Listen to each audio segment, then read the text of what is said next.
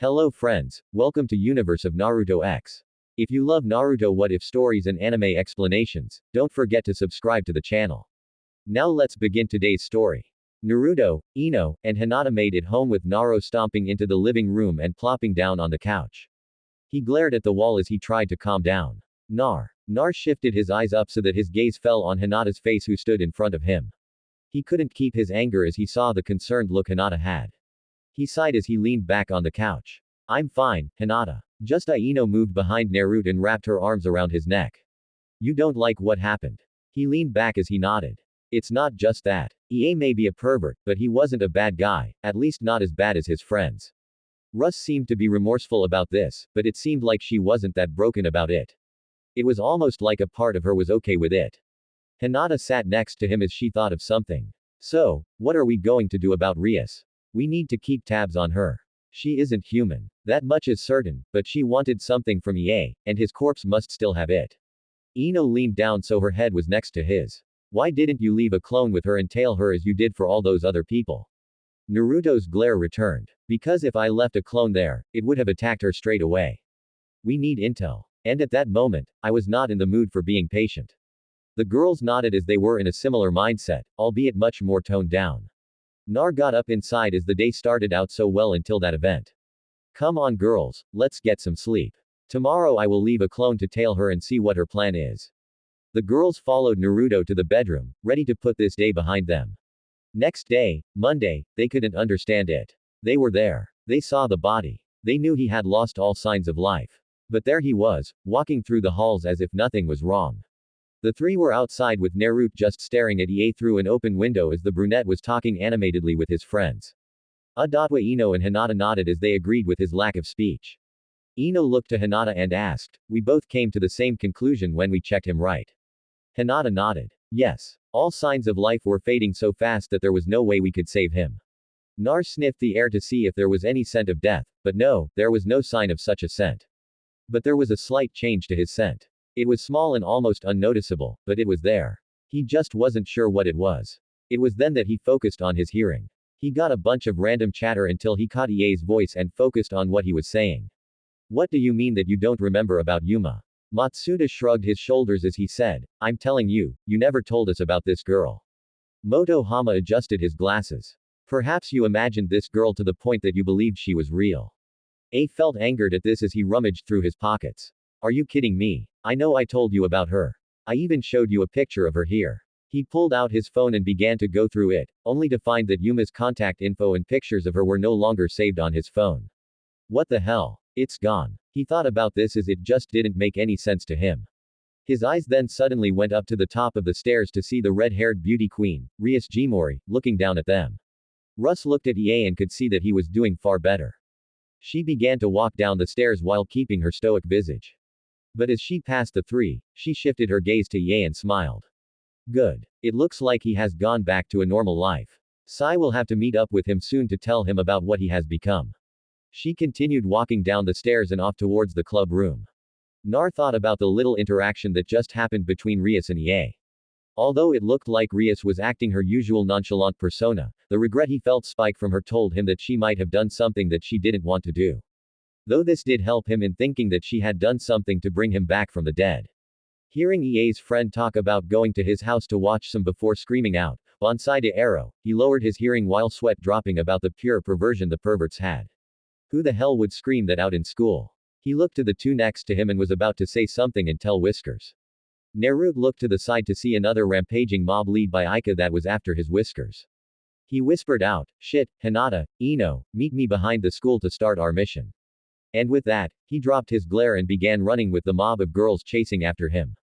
Hinata puffed out her cheeks in jealousy before Ino placed a hand on her shoulder.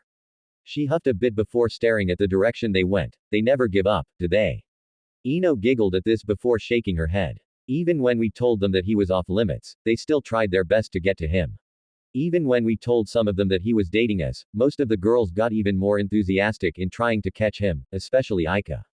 Hinata looked at Ino with a look of defeat. And the ones who were told about that didn't tell anyone else. It was like they didn't want to add to their competition. Even the ones that thought he was a pervert like EA and his friends soon went back to chasing him after they confronted him, and he apparently bashfully spoke to them. Aika, on the other hand, was not deterred when she found out. She just grew more determined. Ino shrugged as she and Hinata began walking towards the building. You should know as well as I that when a girl wants something, she will do her best to get it. And Naruto has this charm to him that I doubt he even knows he has. I mean, look at us. Hinata sighed again. We didn't really try to resist that hard. We just decided and it all worked out. If you think about it, we did go through a lot for us to finally admit it, though. I still remember how Naruto lost an arm trying to get to us before we were killed. Hinata looked around to see if anyone heard them as she pressed her hand over Ino's. Ino, you know we can't talk about it here. Ino huffed through her nose as she didn't like the idea that they had to hide here, but she knew the importance of staying out of sight. Now more than ever, she nodded before they continued towards class so they could just wait for it to start. Rias walked into the club room as she sighed tiredly. It's not like you to be this tired so early in the day. What's on your mind? Russ looked up to see Sona leaning next to the window, smiling at her. Russ shook her head as she moved to the couch and sat down. To be honest, Sona, I don't know. I got EA into my peerage. I saved his life, and it seems he easily got back into his normal routine. But why do I feel like I did something terrible? Sona's smile dropped as she figured that Rias might feel like this. Rias' peerage was made up of those who had troubled pasts and were brought in under specific circumstances. EA, however, was brought in quite differently. You might be feeling guilty for using him as bait and it backfired. Rias steepled her fingers as she leaned on them. I brought him back, though. I fixed my mistake, but it still feels like something is going to happen. Maybe you're overthinking this. Maybe. Russ got up and began to undress so she could take a shower in the club room built-in bathroom. Sona looked out the window as she asked, by the way, about Uzumaki. Russ paused her unbuckling her bra for a second before continuing. Once I test EA for his capabilities, I will think about Naruto. Sona nodded. When will you inform Hyudo? Russ was now fully naked as she walked towards the shower room. Tomorrow after school. Everyone will be in attendance for it and we can add him to the club during that time as well. Sona nodded as she pushed herself off the windowsill and made her way out of the room. I wish you luck with EA, though I still haven't given up my opinion on Uzumaki. Russ turned the shower on. I know. I most likely will allow you to have him as we found nothing about him in the years he has been here. A part of that rumor that he is dating both Ino and Hinata. Sona paused as she smiled good-naturedly. It's hard to believe based on his nature. He doesn't seem the type to try and gain a harem like EA and his friends, but then again, this just adds to the mystery of Naruto Uzumaki. She walked out of the room and off to the student council's office. Later that night, can I at least rearrange their minds so they won't be perverts anymore? No, Ino, you can't kill them, make them brain dead, cut off their balls, make them impotent, or rearrange their minds. Ino huffed as she laid back on the roof the three were using to keep an eye on EA. So far, it was turning out to be a waste of time since the first thing the guy did was head over to his friend's place and started watching. And frankly, she was bored. This is a complete waste of time. All they have been doing is watching that weird cosplay smut. How can they even find that stuff entertaining? Hinata shook her head as she sat with her knees up. Everyone has their preferences, Ino. Although Hinata looked as calm and content as ever, she was also finding this stakeout to be quite tiresome. Naruto would have been bored if it weren't for the fact that he was blushing in embarrassment since he could hear the moans and sounds that came from the videos that the three perverts were watching. He may not be able to see it, but he sure as hell can hear it. Can't they watch something else? Humans have a weird way of entertaining themselves. To watch such things when they could be doing something more entertaining. Oh, you mean like going on a rampage and destroying a few mountains? Quote. Maybe 3 or 4. You know, we can't do that, Kit. We haven't had any chance of fighting anything. And no, your training doesn't count. Seeing you beat yourself and helping your mates become stronger cannot be considered a fight. Sigh. Yeah, we got much stronger, but the three of us haven't been able to test out our full strength. He was brought out of his thoughts when he felt Ino tapping him on the shoulder. He looked at her to see her pointing at the house. He saw that EA was leaving and heading towards his house. Finally, I was really getting tired of hearing all those ohs and ahs. Let's go. The three followed in the shadows as EA dazedly walked home. This was something the three noticed and grew confused about. It wasn't until EA turned around to look towards a mother and daughter a good distance away from him. How can I hear them all the way from here? The three were stunned to hear that EA had heard the little girl complaining to her mother about some candy she wanted. They knew for a fact that the people here cannot hear that well. They could because they had the training to increase their hearing, and channeling a minute amount of chakra into their ears helps as well. But EA was normal, or at least he used to be. Naruto narrowed his eyes as he noticed the boy change direction and was heading towards the fountain where he died. He was unsure how good Ie's hearing became, but he gestured to his two companions to pull back a bit so there was a greater distance between them and him as he whispered out. Think he remembers he died there. Ino thought about it as they moved possibly. During the day, it didn't seem like he had any idea of what happened. It might be a suppressed memory that he has subconsciously forgotten, but if he is going back to that fountain, he might have an inkling about it. Nar and Hinata nodded as they followed from a distance. Fountain. A walked slowly towards the fountain he remembered from his date with Yuma. This was where we had our date. I know it was real. I remember her hand intertwined with mine. Her smile when we went out for ice cream. He clutched his shirt as he remembered how it felt to have someone by his side, someone that didn't look down on him or think he was nothing more than a pervert. It can't have been just a dream, could it? The three shinobi were hidden in the trees too far away for the girls to hear what Ie was saying to himself, but Nar could. Nar shook his head. I don't know exactly what happened, but looks like this girl really left an impression on him. Hinata looked at him as she asked, what do you mean? Naruto sighed. It almost sounds like he felt how I would feel when I'm with you, too. Ino. And Hinata now understood that the girl Ie was with meant a lot to him. Ino then gained an inquisitive look. Then there is more to this than we realize. This girl shows up out of nowhere. And then after Ie gets killed, everyone forgets that he even said her name. The other two nodded with Hinata speaking up. It would seem that someone erased the memory of Yuma. But the question is, why were we not affected? Nar thought about it for a second before he mentally asked to Chan. You got any idea? Kurama opened one of his eyes since nothing of real interest was happening and he decided to take a nap. There was that small tickle that happened last night when all of us were asleep, but it was so small that it didn't even seem worth mentioning. Maybe that was a genjutsu that erased memories. You didn't say anything. Like I said, Kit, it was too small to even care about, and it didn't even affect you three, so it wasn't worth mentioning. Nar was brought out of his mental conversation when he felt one of the negative beings he felt throughout the city suddenly appear in the park, and a weird sensation overtook him. He looked to the girls to see that they also felt it.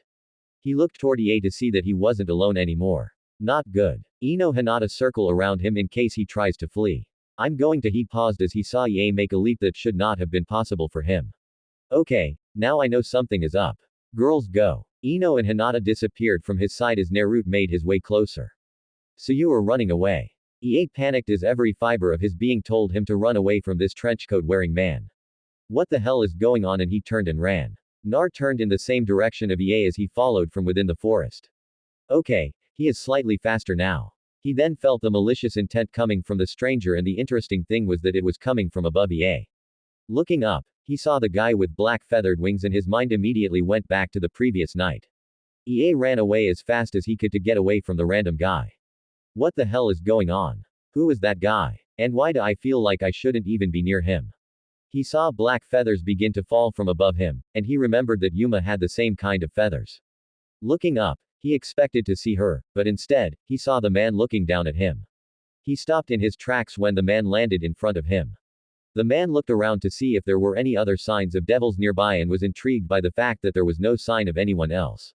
No master, no comrades, which means you are nothing more than a stray. He brought up his arm to the side and summoned a light spear.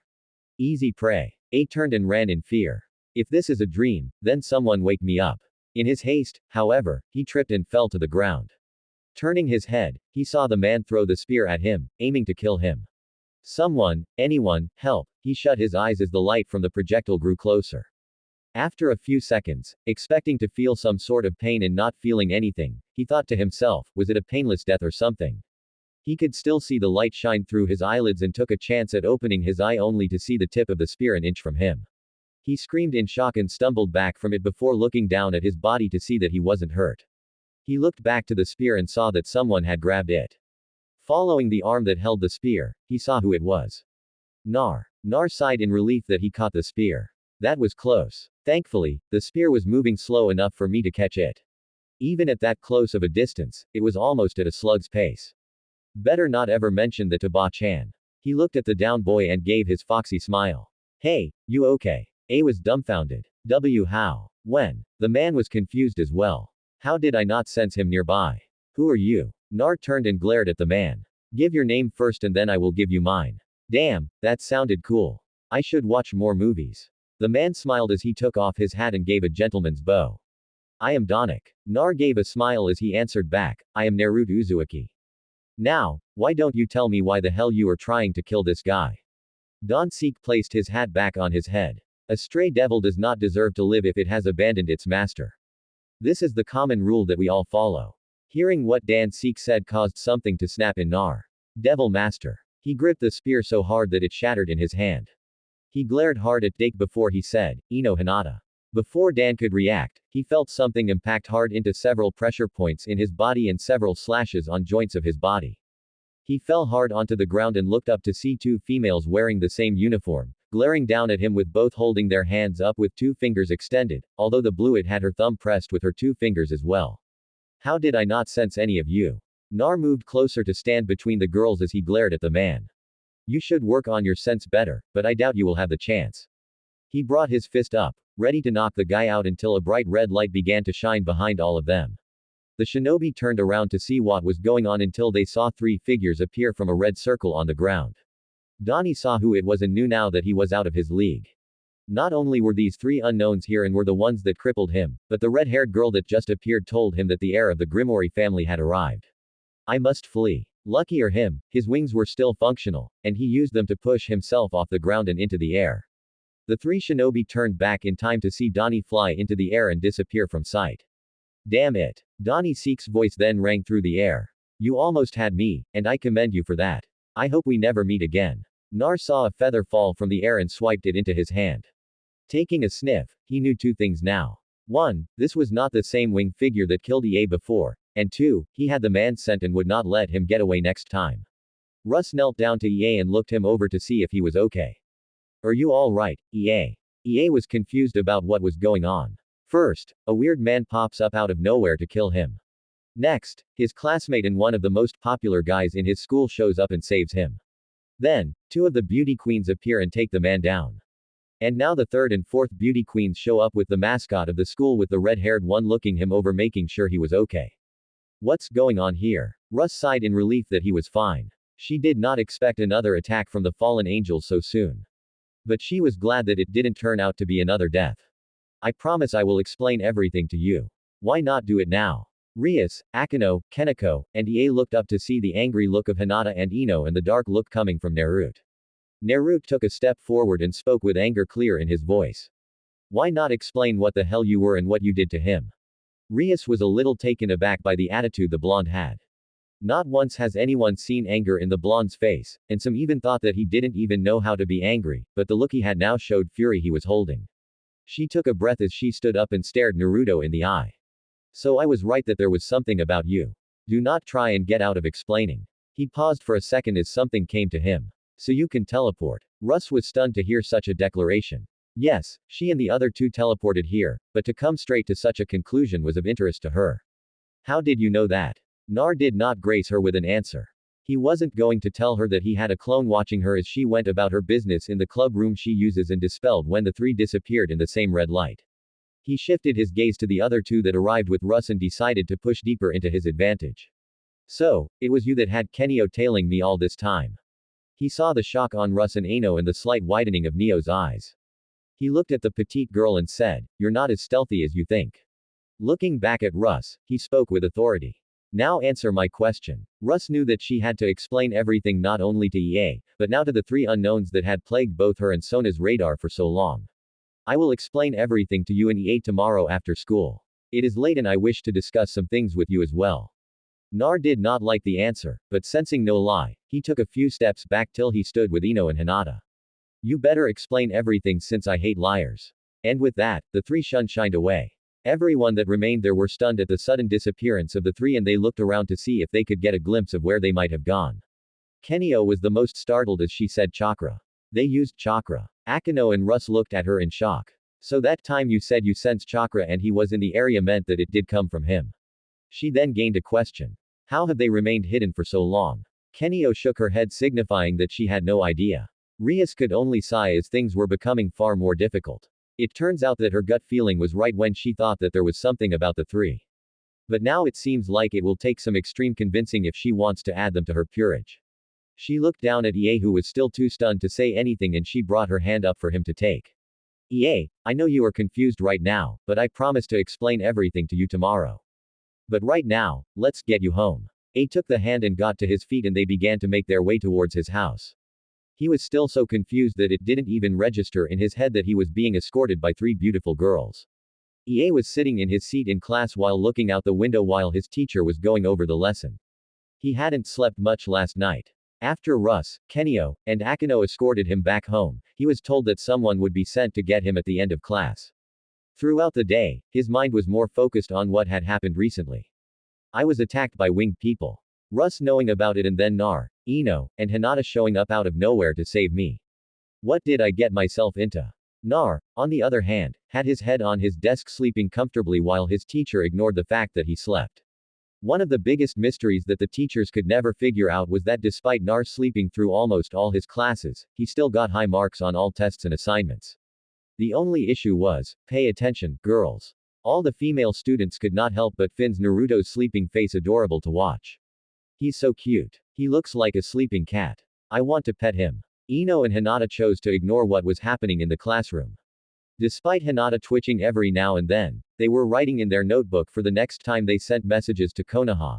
They didn't need to pay attention to the lessons since they had already studied the material in the book they used, so they were here more for formalities than anything else. This was how the newcomers to the supernatural world spent their time. After class, Naruto opened his eyes as it was the end of class, and he enjoyed his nap. He stretched out his arm over his head before he wiped the sleep out of his eyes. Nice nap. He ignored the Fang girl squealing at his action as he had gotten used to it. It was then he remembered what he needed to do. So he got up from his seat, grabbed his bag, and went to join Ino and Hinata as they got up from their seats. The three were about to head out until another group squeal resounded at the classroom door. It's Ka. What would he want in our class? Kato smiled at the girls around him as he politely excused himself and made his way to the three shinobi. Good, you're still here. I've been requested by Russ to bring you over so we may discuss some important matters. The three shinobi kept their usual appearance as normal students with small smiles. However, internally they were dead serious. That was until I wonder who was on top and who was on the bottom between Ka and Naruto. Aika popped up out of nowhere and decided to make things far more difficult. Nar felt the need to hit his head on the wall, especially since he saw some of the girls begin to gain this day's daydreaming look. He looked to Ka and quickly said, "Let's go before rumors spread." Ka nodded as he gave a slightly strange smile, though it went unnoticed by everyone indeed. The group left the classroom, leaving a group of daydreaming girls. They made their way towards another classroom to pick up Ie and Naruto could tell that the girls that saw them walk as a group began to smile in a fangirl way. Seems that the rumor I can no doubt will start hasn't made it far. Hopefully, we can get out of view from everyone before they all start imagining more. They stopped in front of another classroom as Ka looked to his guests. Please wait here while I go retrieve Ie. Seeing the three nod, he made his way inside and ran into the same thing as before. A group of girls fawning for his affection. You're all looking lovely today. He made his way through the group with the girls making small comments about him gracing their presence. Ie heard the commotion and turned his head to see Ka arrive. Oh great, Prince Charming is here. He decided that he should just ignore the guy as he waited for whoever was going to be sent here to retrieve him. Ah, there you are. Ie turned his head as he was surprised to hear Ka talking to him. I've come here on the behest of Rias. Ie was now even more surprised that Ka was the one that came to get him. Wait, you're the one that she sent. Ka nodded. Indeed, come there is much that we need to get done. The girls began to all dread the fact that Ie was walking with Ka out of the class. Ka, don't. You'll catch pervert. You'll lose all your friends and become unpopular. A chuckle could be heard from behind the girls as they were all watching Ka inside. The girls looked behind them to see the first prince of Kuo. Nar was trying his best to hold in his laughter and how low the girls thought about Ie. It reminded him of Jiraiya and the stupid antics. Hya. Nar opened his eyes to see the girls begin to look back and forth between and they were all blushing. It was like they could not believe that the two princes of the school were standing in their presence. And in all actuality, it was throughout the entire time that they were at the school, they never interacted with each other. Ka because he had duties with his fellow devils and Nar usually did not interact much with anyone apart from the girls chasing him around. This could be one of the rare chances that the two were in close proximity for longer than a simple passing. The two princes are here. Oh, Kami, please tell me I'm not hallucinated. Several of the girls fanned themselves as if they were heating up and a couple of them fell back dramatically only to be caught by the others. Ka walked out with Ie right behind him. EA was surprised to see Nar, Ino, and Hinata waiting for them. Wait, you guys are coming too. Nar smiled as he nodded.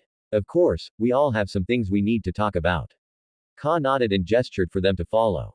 As they walked towards their destination, Naruto looked EA over and could not see anything wrong with him. Hey, EA, you feeling alright? EA was startled at the sudden conversation, but once the question registered, he nodded. Yeah, I'm just a little confused with what is going on. The three shinobi nodded with Ino saying, don't worry. We should be getting answers soon. She said as she turned her gaze at the back of Ka's head. Ka could not help but think that he was being threatened by that statement, but he showed no visible reaction to it.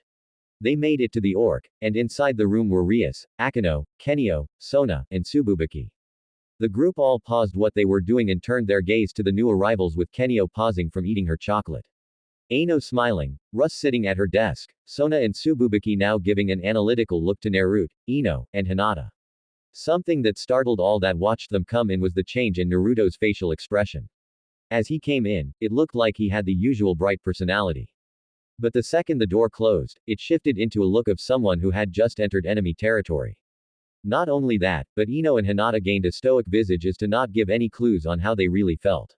Sona and Tsububaki were extremely curious about this as they had not once seen an angry look at the almost always smiling Nar. And to see Ino and Hinata have a face that would put professional poker players to shame was just as surprising. Sure, they were told about it by Russ, but to see it is another matter. Kenio got up from her seat and moved closer to the three with no reservation. She looked up at Naruto and narrowed her eyes, trying to figure something out. Naruto looked down at Kenio with a quirked eyebrow. What? Kenio looked him up and down before saying, no chakra. How? Naruto gave a small smile as he brought up his hand and poked her right between the eyes. We need answers first. After we get them, maybe we will give our own. He then turned a hard look at Rias, but that all depends on her. So, let's start with what you did to EA. Russ flinched at the look Naruto gave, but she knew this was coming. She looked to EA and began to speak. Well, I suppose we should get this meeting started. And so it went with Rias explaining the three wearing factions, what EA had become, the reason for his death, and what role Yuma had in it. Throughout all this, Naruto paid rapt attention to the details that were given.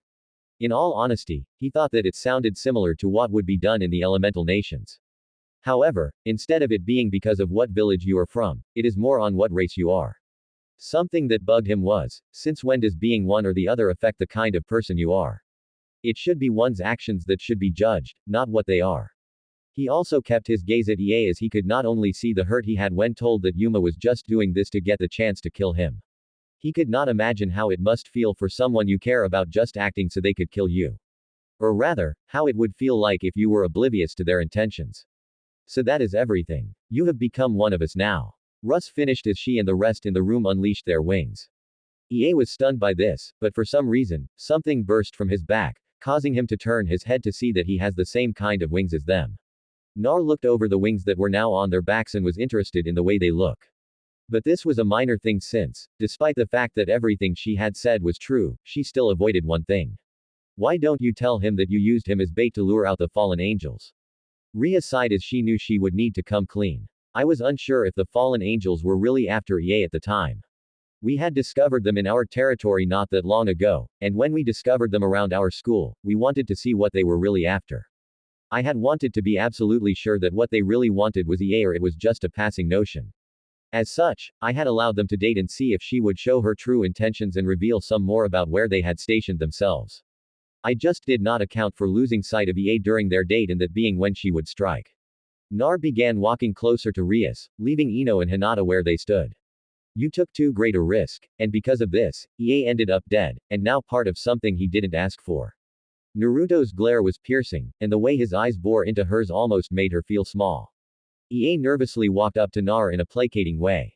Come on, Nar, it's all good. And she saved my life as well. I don't mind being part of this devil faction. Nar turned his head to look at EA. EA, you have become part of a war that you didn't even know about. He turned back to Rias. You used an innocent civilian to lure out someone that you knew was after something. If you wanted to find something out, you should have tailed her or did some digging of your own. Russ sadly nodded. Yes, I know my mistake, but I have given him something that has made him more than what he used to be. But was it his choice? Sona walked up to stand by Rias. It was a calculated risk, and she already regrets the fact that she had made this mistake. You do not need to make her feel worse for it. Nar shifted his gaze from Rias to Sona. I know she regrets it. But her choice still got him killed and thrusted him into your war. He then turned his head to look at Akeno, Ka, and Kenio. Be mad at me all you want, but she is still in the wrong here. This stunned them as they were sure that they weren't showing any signs of anger. They all had the same thought. How did he know we were angry? Nar turned to stand back with Ino and Hinata before leaning on the wall. You said something about EA having a sacred gear. Russ nodded as she felt not only reprimanded but a bit miffed that she would not be able to get answers to her questions about him. She knew that at the moment she was not his favorite person, and if she started asking now, he would most likely not give them to her. She didn't need to get worse on his bad side when what she really needed was help. She looked to EA and chose to try and get him to unlock his sacred gear. Right, we shall try and have you activate your sacred gear. A suddenly felt self-conscious now that all eyes are on him. Russ gestured to him. EA, raise your hand. EA responded accordingly and raised his hand as if he was in a classroom, right. Russ smiled at how nervous he was acting. It was cute in a way. Relax. I want you to focus on the power you have deep inside. You should be able to call upon it when you find it. A shut his eyes with his arms still in the air and tried to do as he was told. Look for the power I have. For several seconds, he tried to find something that would call upon his power. He scrunched his eyes tighter in concentration, but he could still not find anything. PF snicker giggle. Nar, Ino, don't be rude. A opened his eyes and turned around to see Nar pressing his face into the wall in a clear attempt to hide his laughter and Ino hiding a clearly visible smile behind her hand with Hinata trying to get them to stop. Hey, what's so funny? Nar pushed off the wall and did his best to stifle his laughter. Sorry, Snicker, but the look on your face was just too funny. Izzy huffed as he looked away. Well, this is the first time I'm doing something like this. Naruto finally stopped his snickering and took a deep breath as he gestured for Hinata to follow and they walked over to stand in front of EA with Hinata standing to his left and Russ on his right. He grabbed his still lifted arm and brought it down while also bringing up his other hand before placing his hands in an open palm praying form. I want you to close your eyes and focus right here. He pressed his finger to the center of his torso. Clear your mind of everything and focus on this point in your body and don't try to force it. It should be a natural part of your body. So, you won't need to force it to come out. Just call it. EA decided to go with what the said and closed his eyes and began to focus on the spot that Naruto pointed at. Sona and Tsububaki were interested in how Nar seemed to have this idea of bringing out a sacred gear. The way he said made it seem like he had done something like this before. Sona just found Nar more fascinating the more she learned about him. And despite his animosity towards Rias, it seemed that it was only towards her and not the rest. Nar looked at Hinata and asked her, activate your Bakugan and see if you can see the energy source magic. I believe they called it.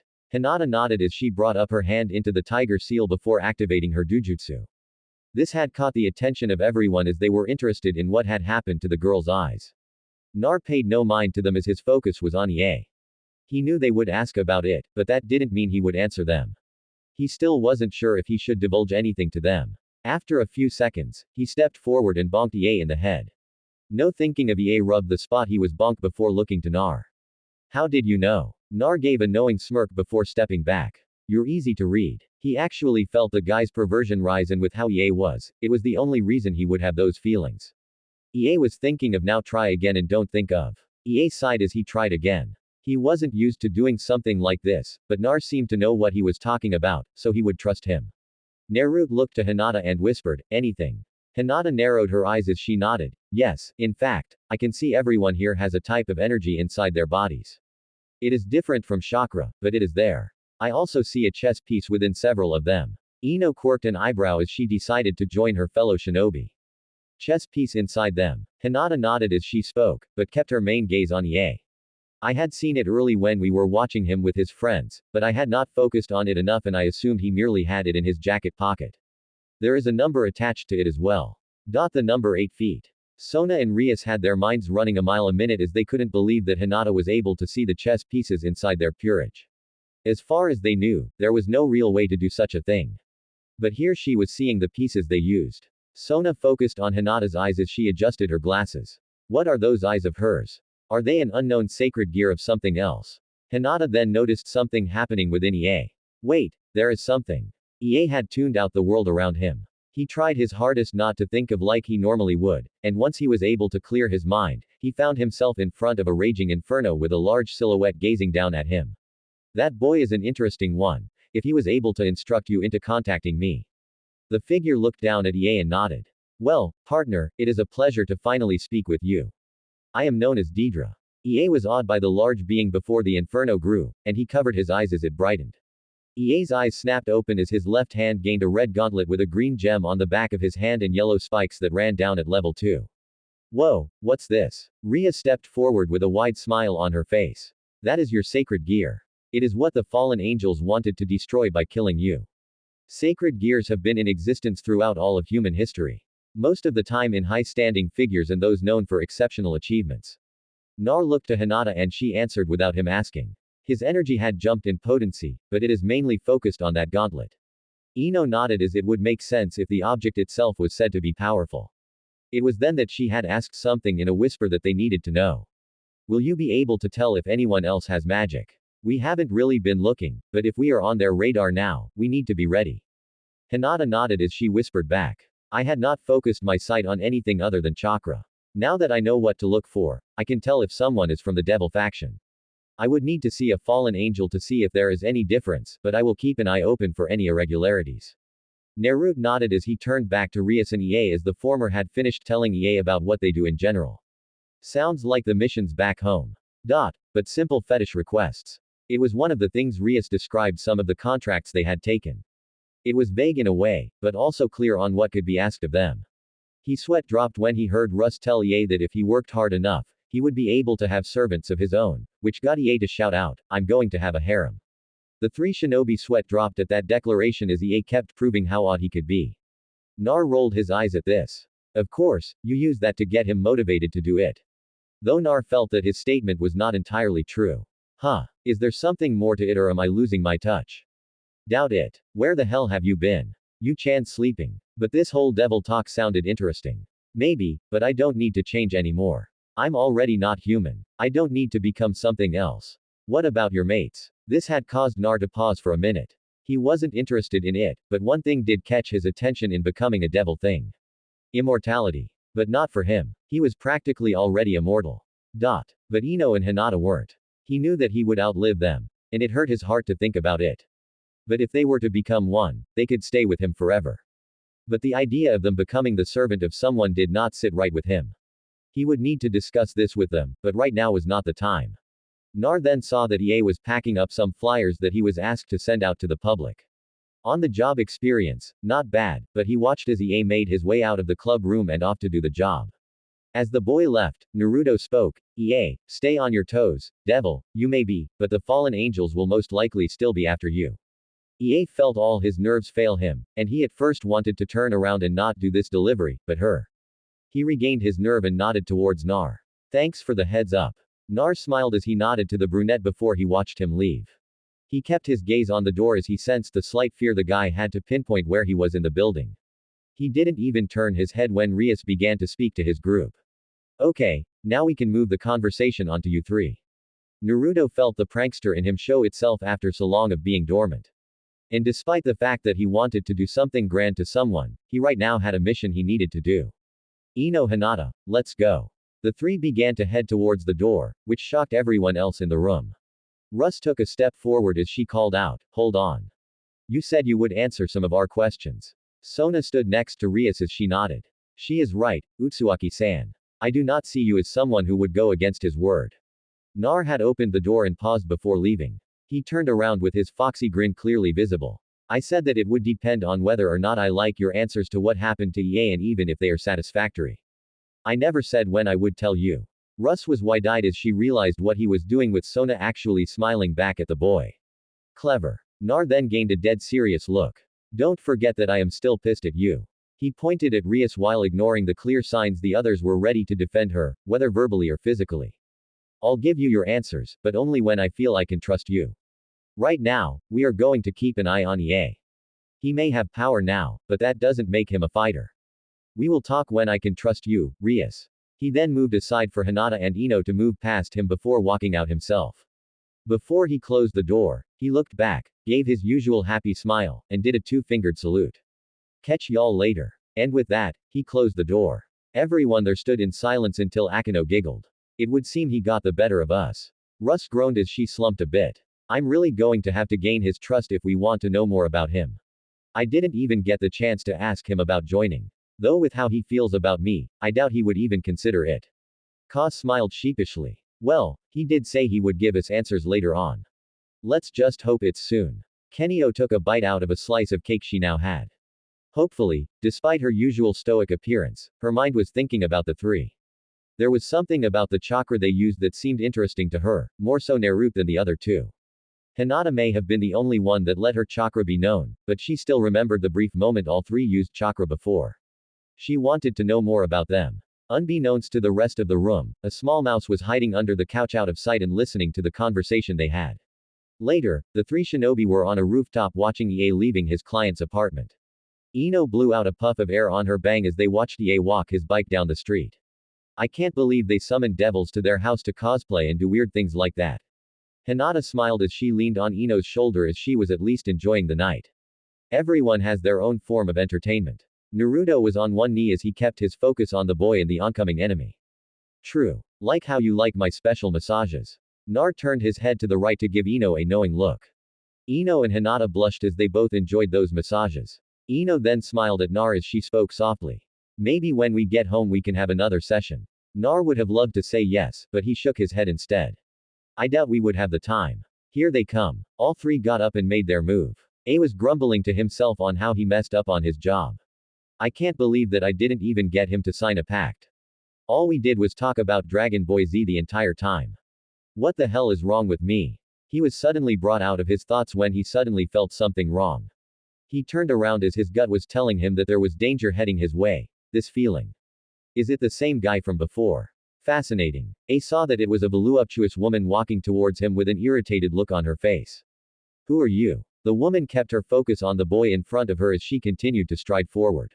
I was expecting something more, but I was clearly sent here for you. My name is Collar and I will be your executioner. She unleashed her black feathered wings as she prepared to attack. A grew worried at the sight of those wings as he immediately remembered Yuma. Oh no, don't take this personally, but you have to die. She brought her arm up to summon a light spear. Before she could even channel the magic to create her weapon, golden chains erupted from all around her before wrapping around every one of her limbs and wings before bringing them in another chain encircling her. Call Warner looked at the chains in panic as she could not tell where the chains were coming from. What the hell? Sorry, but you aren't going to be executing anyone. Hinata. Hinata dropped onto the ground in front of Kowerner and struck the woman in the visible areas, disabling the woman entirely. Kalower coughed up blood as the attack she was just hit with caused her insides to scream in pain. Nar dropped in with the chains coming out of his back. He walked up to the woman that was now glaring at him, but she could not say anything since the strikes that Hinata did caused her throat to be so sore that it was almost like someone dumped acid down her mouth. The last guy got away before I could capture him. You, on the other hand, won't get the chance. A was surprised to see them here as he had no idea they were close by.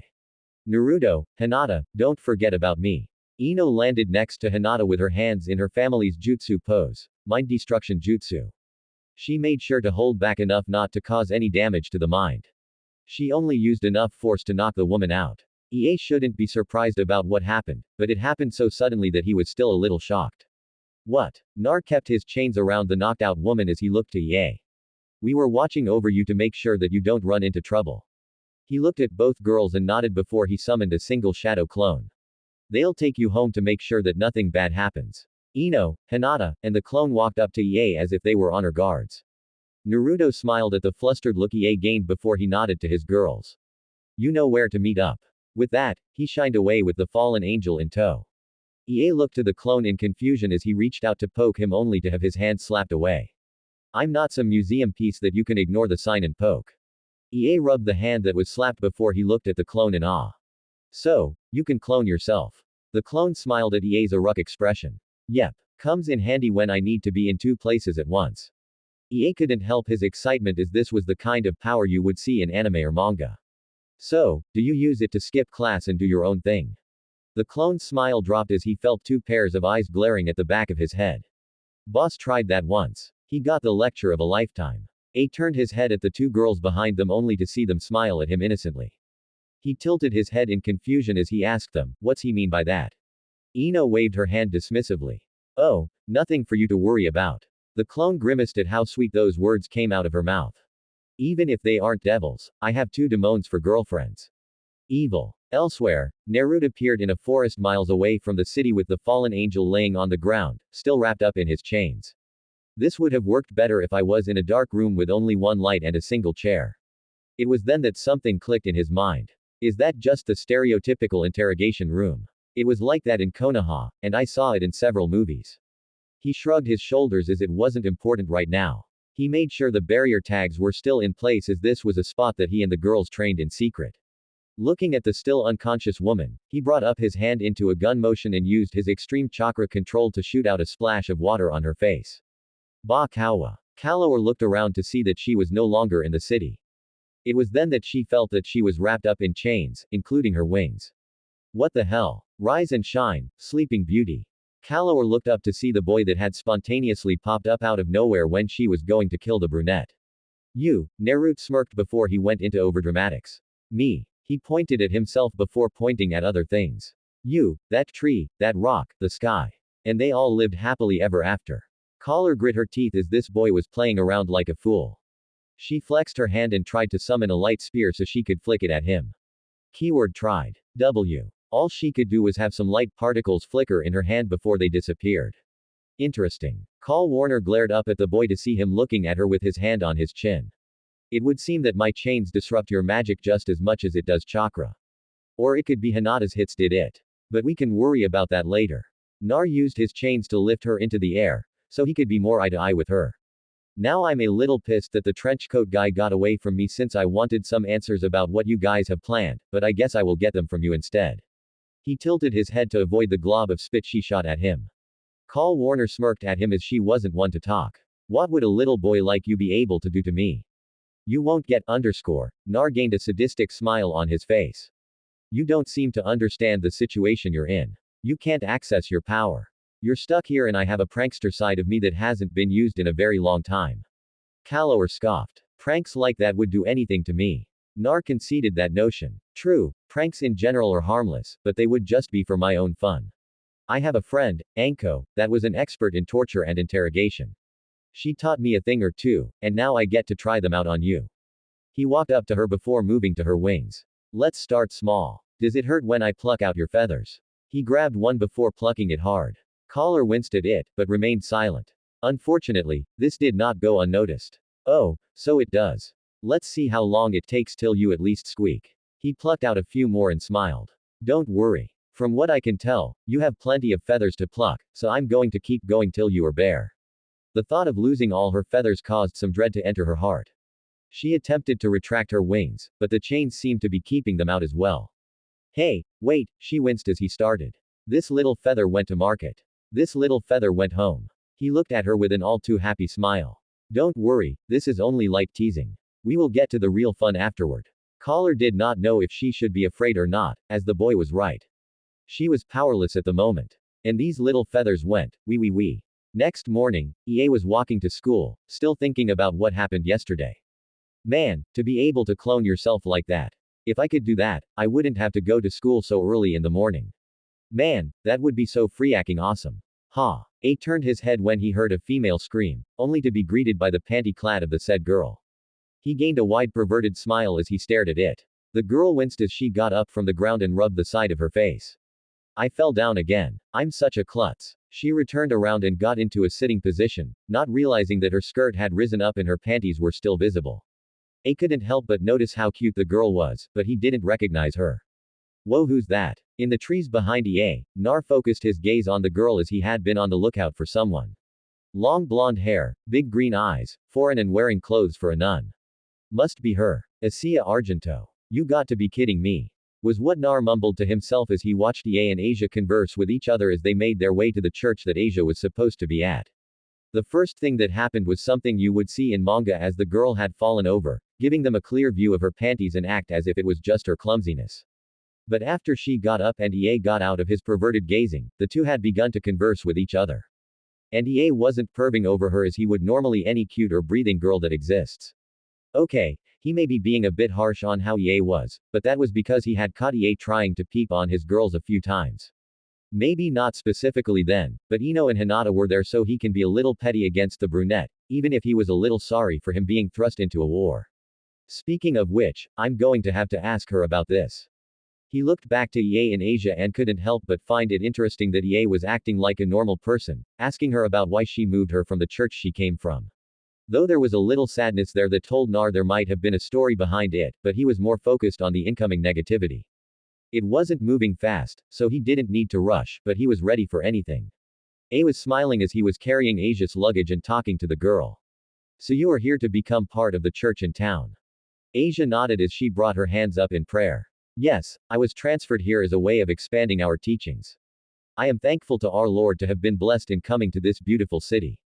EA brought up his free hand to his head as he winced at the mention of the Almighty, though he didn't know about that yet.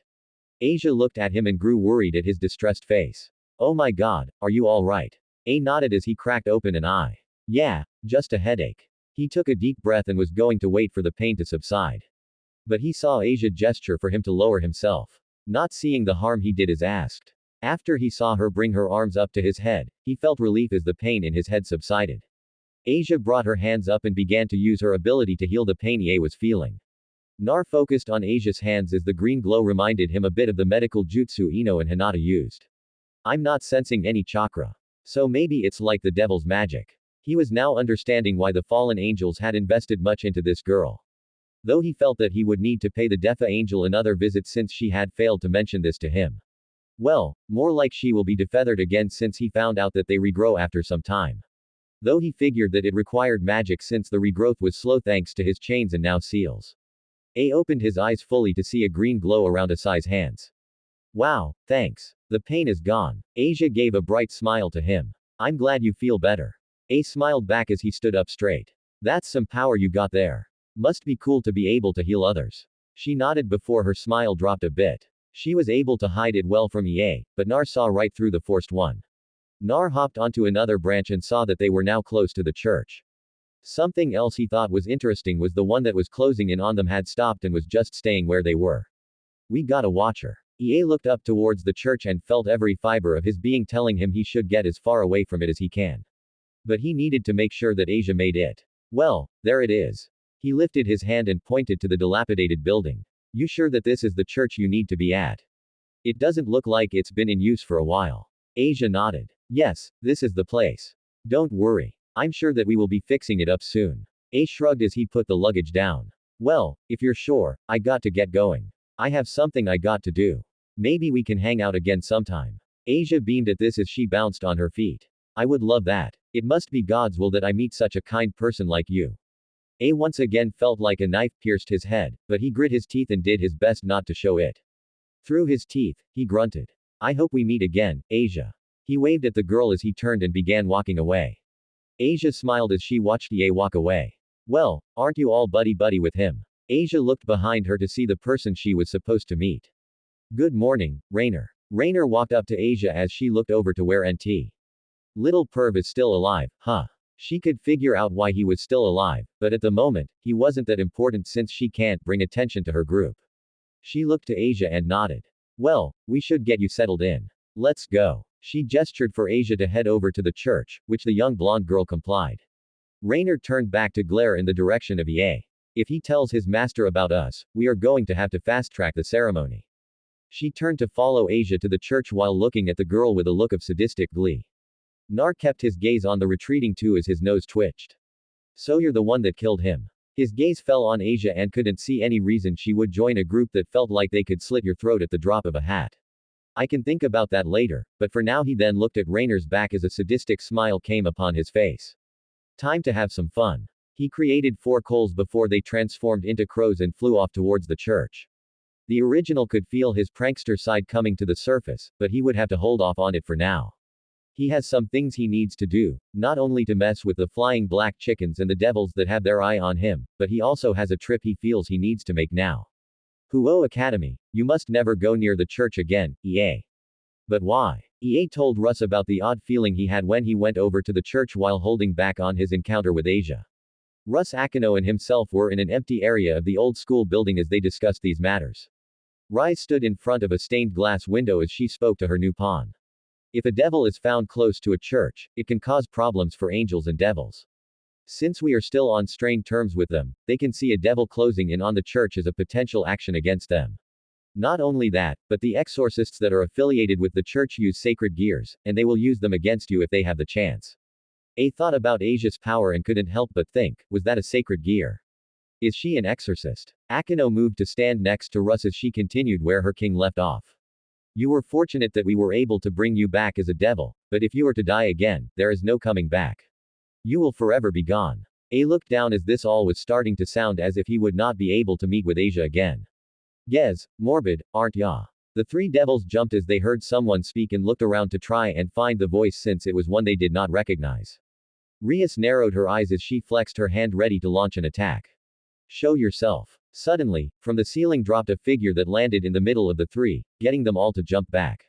The figure stood up and they were all startled to see it was Nar. EA went wide-eyed as he pointed, where the hell did you come from? Nar turned to look at EA as he smirked. He then spoke in a voice that sounded like a gruff man. What are you talking about?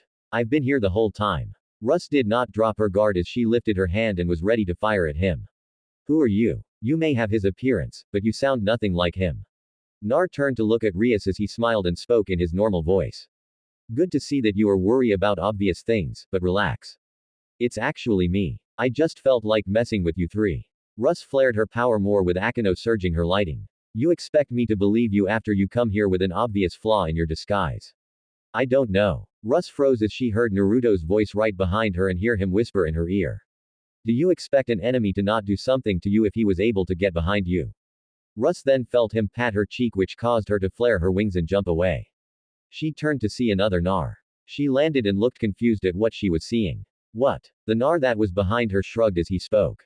One of my abilities. The other Nar disappeared in a puff of smoke before Nar moved to the railing and leaned on it. You can relax. I was just messing with you since you guys know that I am not a normal human. Akeno pulled back her magic but kept her stare at him and you just so happened to be spying on us. Not really. I was spending the morning following up on something I was able to find out. As it turns out that the church is the base of the group of fallen angels and they have some sort of plan in the works. Something to do with a newcomer to their ranks. His eyes shifted to EA for a brief second before looking Russ in the eye. And from what you just said, you won't go there because it will cause issues for both sides. But you should know about where they are in case something happens. Akeno and Russ looked at each other before the raven-haired beauty spoke up. Yes, that is all true, but why are you telling us this? Nar smirked as he pushed off the railing. Because I am going to be wrecking their plans. The three looked shocked at his declaration as they were not expecting this. Ria stepped forward as she asked, do you know what you are saying? If you mess with the fallen angels, then they are going to have the biggest migraine any supernatural has ever had. Was he being a bit yes? But he already started messing with them. They just don't know it yet. You say that you won't go there because you are devils and it could cause problems for your side. But I am not sided with anyone. So if things go wrong, no one will be to blame but me. Rias could see his point in a way. He had said that he wasn't a yokai, but there was still an issue. Not only that, but she was slightly worried he was getting into something way over his head. Still, your chakra could be seen as the yokai moving into territory that isn't theirs. If you are caught, not only will the fallen angels deal with you, but the devils will begin to go against the yokai. Nar didn't lose his confident smirk. I've been hiding here for 4 years with only you and Sona having a feeling about me. And yet you had nothing solid to go on. I'm sure that I can go about unnoticed. He hardened his gaze a bit as he looked to Russ. Look, I'm still a little mad at you for getting EA into this war, and it will be a while till I don't want to hit you. Akeno tensed up in preparation to defend her king while EA shouted out, hey. Nar ignored them as he continued, but I know you aren't a bad person. Just don't do it again. The devils relaxed a bit since it didn't look like he was going to do anything as Ria still felt some guilt at what caused the tension between her group and his. Nar looked to the side at a clock that was on the wall and smiled. He should be there soon. This confused the group as they were not sure what he meant by that. Nar then reached behind him and pulled something out before he tossed it to Akeno. She caught it and looked to see it was a feather duster. But there was something odd about it. The feathers looked familiar to her. She looked up to Naruto who smiled at her. I said I learned a few things about the fallen angels. The one I captured was in cooperative, so I had to make her talk. It was a simple thing, but I was able to get a few items from our conversation. Pillow, feather dusters, and he pulled out another item and showed it to the group. A few quill pens. He placed it on the rail before he walked away. The devils were stunned about what he just did, but one of them had a different reaction. Akeno could imagine what Naruto had done to the fallen angel and wicked her lips as she brought the present to her face and rubbed her cheek on it. Era, a man after my own heart. She rubbed her legs as she tried her hardest not to let her sadistic side get to her. Not that she was trying so hard. Nar shivered as he heard what she said and felt the emotion coming from her. He needed to get out before Akeno did something. He looked back to Rias and gave a foxy smile. Ah, before I go, he brought his hand up into a hand sign, causing Rias' cheek to light up as kanji appeared on it. The light caused them to cover their eyes before it died down. Nar held in his laughter as he saw his work done, and then he went up in a puff of smoke. Akeno and Ie were surprised to see Nar disappear like the last one. But when they turned to look at Rias, they were surprised at what they saw. Akeno giggled at this as she was liking this side of Nar. Era, he is just full of surprises. Ie was mad at what Naruto had done as he thought it defiled a part of one of the goddesses of the school. Rias was confused at their reaction, but saw Akeno bring up a mirror. What she saw brought a tick mark on her head. Her face, which was usually blemish-free and untouched by makeup, was now painted as if she was a clown with a big red nose to go with it. Oh, I'm going to kill him for this. Elsewhere, Naruto laughed as he got the memories of his clone. I'm sure she is going to be mad about that. Wonder if she is going to do anything about it. He smiled as he leaned back as a sign flew over him before he sat back up with his arms crossed.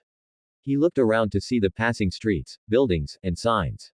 Well, he stood up with his clothes and hair whipping in the wind.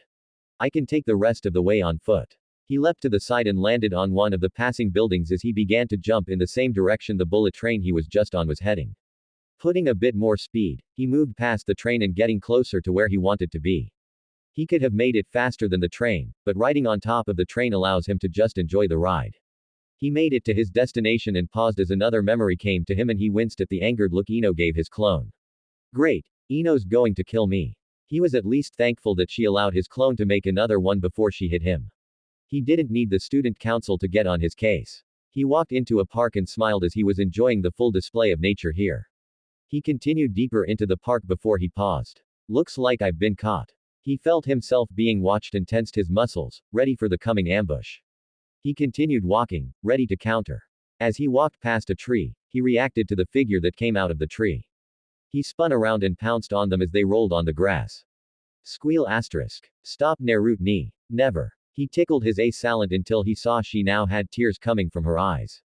He led up and smiled as he moved back. I see you still have that alert tag. If you were here before I walked in the park. You almost had me that time, Kuno. Kuno panted for a bit before she caught her breath and gave a pouting glare. Liar. Nar chuckled as he shrugged. How have you been, Kuno? It's been a while since I've seen you. Kuno strengthened her glare, though it just looked cute on her. I've been well. But you haven't come to visit in a long time. I was starting to think you wouldn't come back. Naruto rubbed the back of his head as he sat down cross-legged. Sorry, I've been busy with something really important, but some recent things have come up that make me really think about it. He then brought a hand up and rubbed her head, but I'm happy to see you again, Kuno. He smiled as she swatted his hand away, but he could tell that she was happy that he had done that. He then sighed and smiled as he closed his eyes. And how have you been, Yusaka? He felt a pair of arms wrapped around his neck as the female fox woman hugged him from behind and leaned her head on his shoulder. I'm happy to see you doing well, Nar. We missed your company, you know. Nar chuckled for a second before he turned serious. Yaka, I need to ask you something. Yusaka turned her head to look at him. Yes. What can you tell me about the fallen angel faction? Yaka was a little stunned before she pulled away and moved around to be in front of Nar. I imagine that you had a run-in with them. Naruto shrugged as Kuno jumped onto his lap and he wrapped his arms around her. Not so much a run-in, rather they are doing something in the town I'm staying at, and I plan on messing with them. Yaka fixed her dress as she sat on her knees in front of him. It is not wise to mess with such a faction as many of them tend to be vindictive. But to put it in simple terms, they are angels who have fallen from the grace of God due to them submitting to their wants and desires. Naruto released 3 of his tails and picked Kuno up with one before tossing her in the air and catching her with the other 2. This was something that he found Kuno enjoyed despite her being old enough to find more mature forms of entertainment. But they are still angels, aren't they? Shouldn't they still be accepted with the angels? Yaka shook her head. No. In the eyes of the angels, they are no better than devils. And yet, in the eyes of the devils, they are just as hated as the angels. So they are in the middle ground forming their own faction and wearing both sides. Kuno was now hanging upside down using her tails to hang off one of his. Yaka could not help but smile at the way her daughter interacted with Nar. Normally Kuno would act very mature, well beyond her years. Yet when Nar showed up, it was like a switch was flipped and the child in her bursts out. A key example is how Kuno was jumping around four of his tails now in an attempt to grab the one with the black stripe going down it. Nar paused his tail's movement as his face turned into a glare. So the fallen are victims of circumstances then. He winced slightly as Kuno had grabbed onto his tail tightly. But with the feeling I get from them, they aren't good people either. Yaka shook her head. In my experience, it is one's character that defines them. Though I cannot deny that many in the fallen angel faction are cruel and should not be trusted. Nar nodded as he agreed with what she said. He sighed as he felt Kuno was now on his shoulders and he retracted his tails. The info he just gained wasn't really something new or something difficult to figure out. He was sure he could have figured it out with a little digging or another torture session with his already captive fallen angel. But this was also a chance for him to get away from the city that was at the moment festering with negative emotions. With how constant it was, he was getting a metaphorical headache. And with the abundant number of clones he has in the town, his metaphorical headache will become a real-life migraine with how long his clones have been out and how much memory and negativity they must feel. And there were a few things he was sure she knew that he wouldn't get from his captive. What about the higher UPS? Is there a leader in the fallen angel faction? Yusaka nodded. Yes, his name is Ozzel. He is a fallen angel of 12 wings, which shows his level of power. He is someone that you do not wish to battle, but he has a very laid-back and eccentric tendencies. Nar couldn't help but think, sounds almost like a combo of Kakashi and Pervy Sage. The way Azazel was described just sounded like it is Kakashi could be seen as laid back and the word eccentric was obvious. So in terms of power, Yuk's side, he is one of the strongest beings you could meet among the fallen angels. It is best not to antagonize him in any way. Nar crossed his arms as he looked up at the sky and sarcastically said, sounds fun. He didn't have much to base this Azul strength since he has been keeping a low profile and avoiding conflict with any of these factions until now. His vision of the sky was then replaced by the smiling face of Kuno. So, how long are you staying? Will you stay all day? Nar chuckled as he brought up a hand and poked her in the nose. I wish I could stay, but you know that none of the other yokai like me and hate it when they see me with you, too. Also with me messing with the burnt chickens back at Kuo. I should be there when all their plans fall apart and I can laugh in their face. His face became sadistic for a second before schooling it as he saw the sad look Kuno gave him. But I can stay here for a few hours until I have to go back or one of your worrying bodyguards finds you too. Yaka then brought up a hand to cup Naruto's face and bring his gaze back to her. Since I have you here, have you given my offer some thought? I would like to hear your answer to what I had asked you some time ago. Naruto sighed as he looked into her eyes when you brought it up before. I knew I couldn't because at the time I was still working on something for those close to me. But recently they had brought up the idea that I should accept my circumstances and move forward. Though they said that I can still work on it, I don't need to spend all my time on it. Maybe I can take you up on the offer. He looked up to see Kuno beaming at him. What do you think, Kuno? Kuno pouted as her answer was obvious. You know what I want. Nar chuckled as he looked back to Waisaka, who leaned forward and placed a kiss on his cheek. Take your time. It is something you would really think about. Nar chuckled at this. Given how I am right now, I shouldn't have to. Meanwhile, Ino huffed as she was sitting in her seat, listening to the lesson from her teacher. I'm going to hurt Nar the second he comes back. You know Naruto isn't doing this to make us mad. He just has a lot on his mind, especially since he has been trying to find a way for us to go back. Ino shifted her eyes to her left at Hinata, who although looking as if she was writing notes, was just writing a list of things that they need at their home while speaking to Ino using a mental link the female blonde had established with each other while keeping the clone out of it. Something the girls use when they want to keep something from him. Ino groaned in her head as she thought back. I still find it stupid how a guy that doesn't even like being in Konoha would want to go back there. He doesn't want to. He wants us to. You know that. He is only willing to tolerate the village as long as we are there. He believes that we would want to go back there since we have family there. My mother, father, and sister. Your mother and father, not to mention our friends.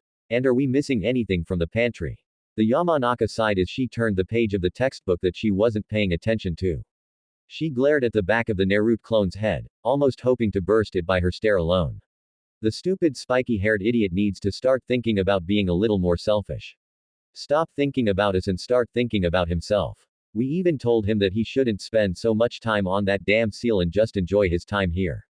And I think we are running out of rice and your stash of cinnamon buns. It really is your guilty pleasure.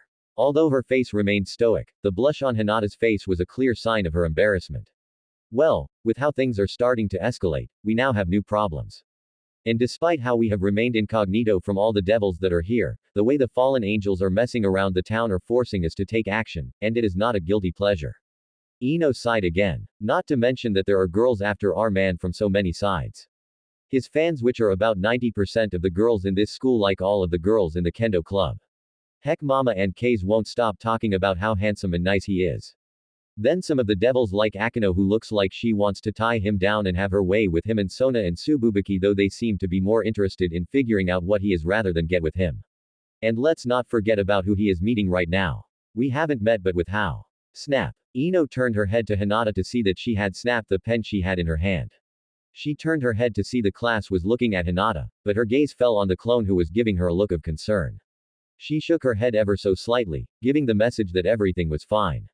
Despite feeling the rising jealousy coming from Hinata, the clone chose to accept Ino's reassurances, but knew the original will be bringing this up later. Ino handed Hinata another pen and spoke to the class. It was an old pen that she apparently gripped too hard. Seeing the class accept her excuse, she looked forward and continued to speak to Hinata through their mental link. You knew that he might attract others. We've seen it the very first week we started this school. It was only a matter of time before a few started to actually like him rather than be attracted to him.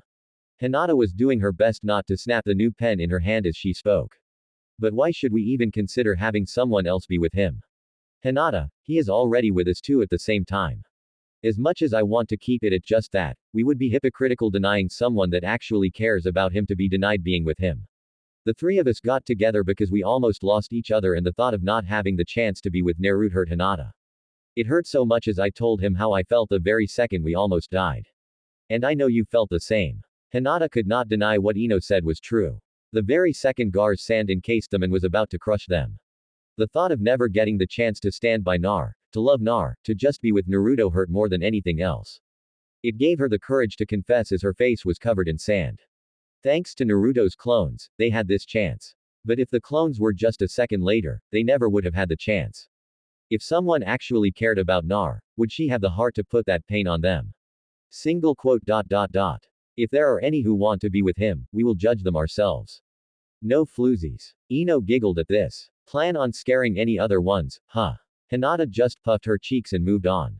After most of the day spent talking, playing, and just enjoying each other's company, Yaka had to return to her duties, which she knows piled up on her during this spontaneous free time.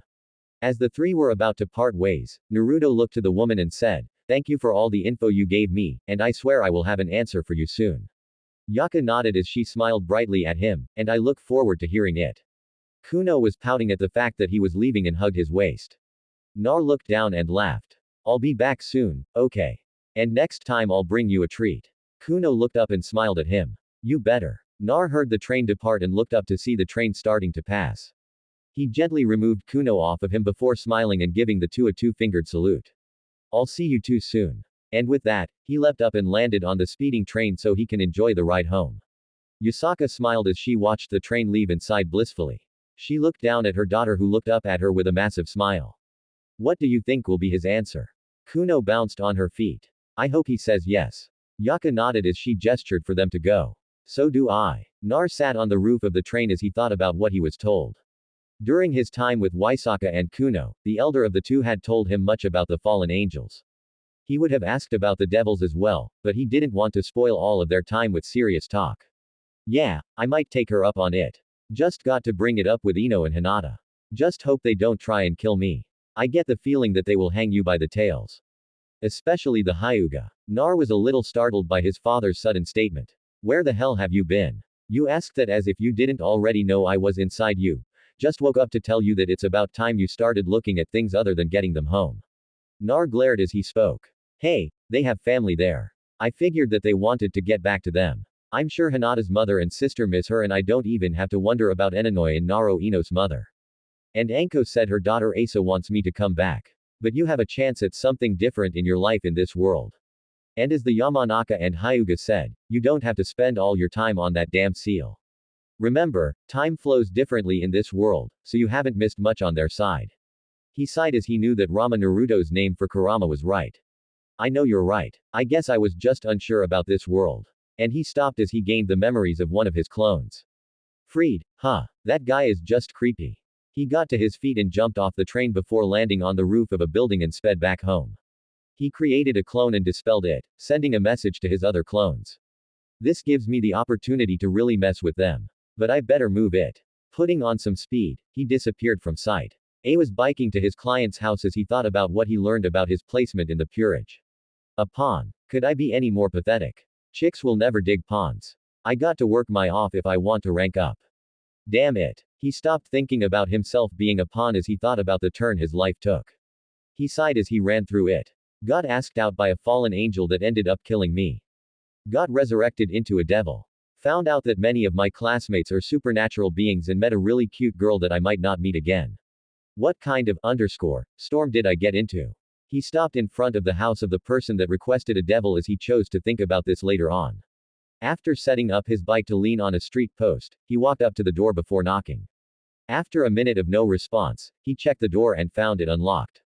It's unlocked. That doesn't seem safe. Hello, this is the devil you requested from Lady Jimori. Anyone home? He took a step inside and immediately felt something tell him he shouldn't be here. What the hell? It's that feeling again. At first, he wanted to cut tail and run as his instincts told him, but he remembered how Russ had told him to come back with a pact from the client. He felt that he had been a bit of a disappointment to the one that had brought him back. So, he felt that it was his obligation to come back with a pact. Shaking his head, he stepped inside the house. Sorry for the intrusion, but I'm coming in. A walked slowly into the house as he still felt the unnerving feeling run through him. He walked towards a doorway that had orange light coming from it and assumed that it was from the client trying to set the mood. As he entered the room, he stepped into something moist. With the dark lighting, he couldn't really tell what it was and bent down to see what it was. He dipped his fingers in it and brought it to his face. He ran his fingers over it and thought about the texture. As this blood, he looked back down to the liquid he stepped in and followed where it was coming from. Soon he saw the chopped up pieces of a corpse. He stumbled back with his back hitting the wall as he put his hand over his mouth to keep himself from vomiting from the sight. What the? Punish the wicked. Words to live by. Yes, wise advice to heed from a holy man. Ie looked to the one who was talking and saw a silver-haired man with a crazed look in his eyes and sticking his tongue out for no reason. What the hell? The man got up from the couch he was sitting on before walking around it to face Ie. Such a pity for you. You just walked into the wrong house, my friend. Freed Selzen here at your service. Freed then began to do a ridiculous dance by bringing his arms up and down in the air along with lifting a leg and with the corresponding leg as if his arms were pulling his legs up.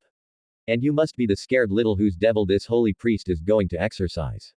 Ie pushed off the wall and stepped back from the crazed man, a priest. Freed smiled widely at his prey.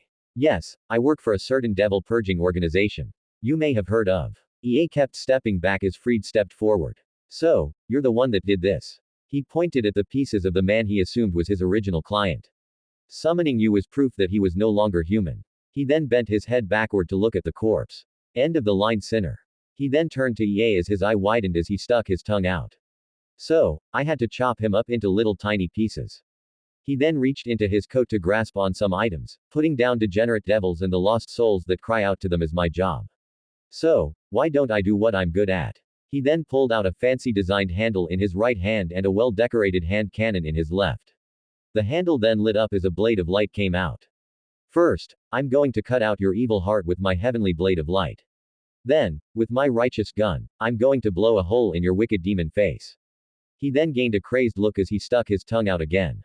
How does that sound, devil? He then charged at Ie with his blade, ready to cut the boy. Ie panicked as he began to back away from the charging man.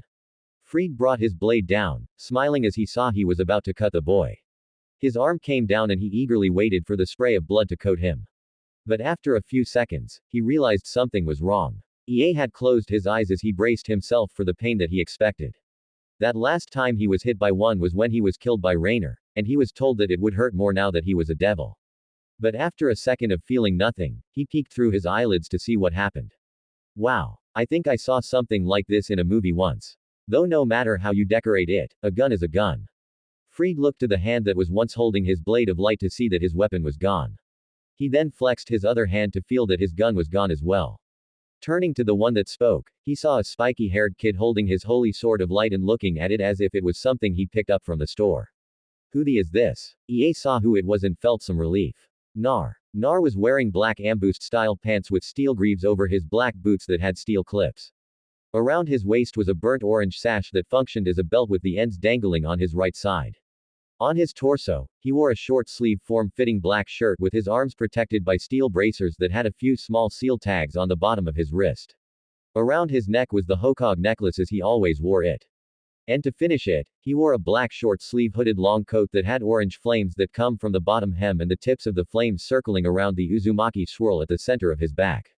Fried looked between the two and regained his crazed grin. Oh, another devil for me to handle. Oh, God must really love me. Nar glared at Fried as the man just made him feel disgusted. The main reason was because he didn't feel any negativity come from the man as he killed the man. Fried was so happy in killing that he no longer had any malice in it. The man thought it was nothing big, like it was as simple as breathing. Okay, first I'm not a devil. And second, Fried smiled wide as he was getting ready to charge at this new devil. But as he blinked, the blonde was no longer standing where he was. How does it feel when you are being chopped up? Fried was stunned at the speed of the boy, but he didn't have a chance to think about it as he fell over. As he lost his balance, he caught himself with his hands and was about to stand again. But he then noticed that his right leg was missing. It was then the massive amount of pain shot up his leg and his blood began to spray from his upper thigh where his leg was separated. Ah! He gripped it as he could not believe what just happened. A was stunned at what just happened. He blinked and Nar did something that severed the mad priest's leg. How did Nar walked up to him and patted him on the shoulder. You came a little faster than I had assumed, but thankfully I was able to get here fast enough. A looked to Nar and asked as he shifted his gaze to the corpse on the side, but why couldn't? Nar smiled as he leaned in closer and whispered out, don't worry about it. He looked at the corpse as EA was looking at it as well, and they saw the corpse shimmer a bit. It's not real. I'll explain later, but right now. He looked at Fried, who was still in shock at what happened that he didn't notice the shimmer. Nar glared at the man as he walked closer. I'm going to deal with this piece of underscore. He looked at the gun in his hand and grimaced at it before he sealed it away in a storage seal he had on his left wrist. He then picks the man up by his throat. For someone who calls himself a holy man, you have more evil than the very devils you say are the epitome of evil. Fried gripped on the hand that was holding him as he glared at the new devil. His eyes shifted to the sword of light that was in the devil's right hand and then smiled manically. Too bad for you, you shitty underscore. He reached into his jacket and pulled out a vial, popped it open, and splashed its contents on the devil's face. Ha ha ha ha ha ha ha ha ha ha ha ha ha ha ha ha RRGH. Fried then felt the searing pain of losing the very hand he used to splash the devil with holy water. He usually used that to torment any devil he subdued, but he used all of the vial's content to get the devil to scream in pain, and he would have the chance to grab the sword and use it on the screaming devil. Unfortunately, it didn't work. Nar was a little irritated at being splashed by whatever was in the glass bottle. He licked his lips to see what it was, and it didn't taste like anything. After a second, he realized that he was splashed by water.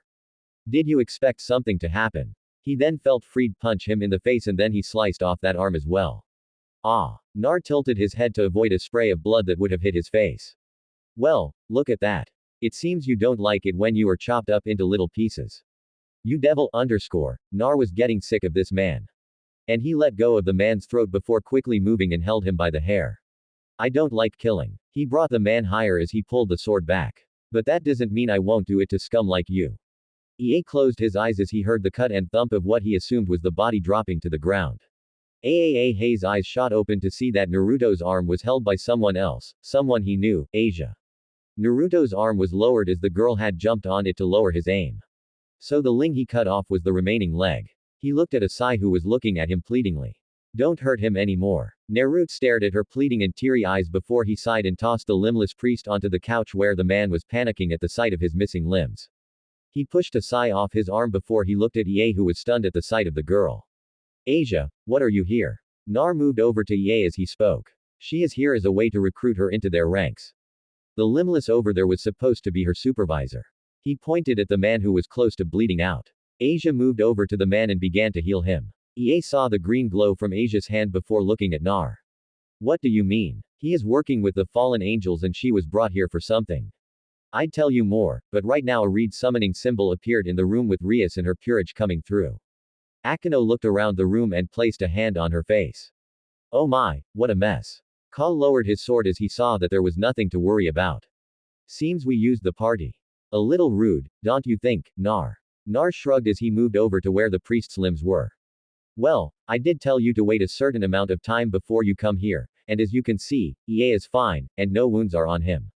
Russ glared at Naruto as she was still a little peeved at him for what he did in the early morning.